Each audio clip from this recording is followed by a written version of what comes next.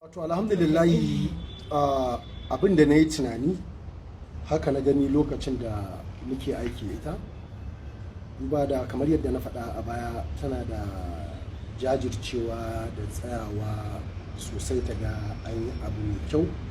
Kamar yadda na faɗa lokacin da muke shutin Mati a Zazzau,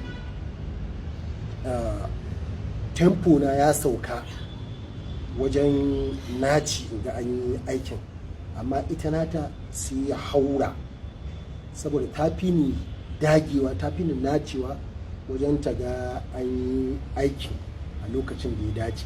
Saboda ni lokacin da muke aikin kamar ba na dan jin daɗi sosai, so moral ina ya yi low, so amma ita ta tsaya kai da kafa sosai, ta ga an yi abin da ya dace, kuma alhamdulillahi an yi abin da ya dace. Do ni ban taɓa yin collaboration da wani producer ne film ba sai a kanta, kuma dama na expecting za ta tsaya da kyau a yi aikin kamar yadda nake tunani ma zan sa da kyau a yi aikin. So gaskiya na ji daɗin aiki da ita sosai, kuma na sa ran cewa za mu ci gaba da yin aiki daban-daban da ita saboda daɗin aikin da muka yi na baya. Sanu da aiki Malam Mati. Bultuwa ai. A ba ni ce kaga? Ka dinga rabuwa da ni ba. Ni ban san me zan ce akan ka ba.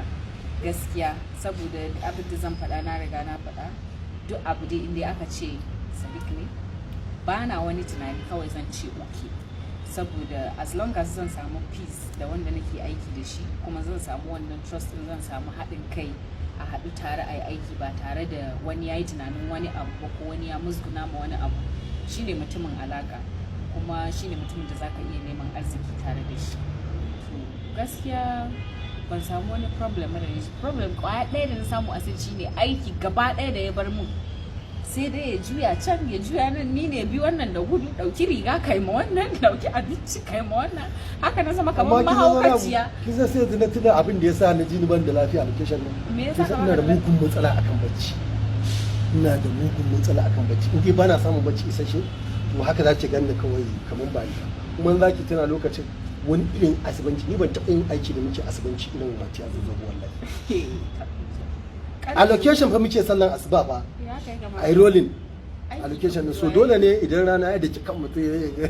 Ni aka kamar kowa ma har ya tsare ni asibitin nan, saboda karfe 4 na yi zan kira ka oya boss ya zo, a fito a tafi aiki, saboda aikin aka zo yi. Amma dai gaskiya waya ba da nake tunawa an ana shooting din karfe 3 fa sin biyar maka.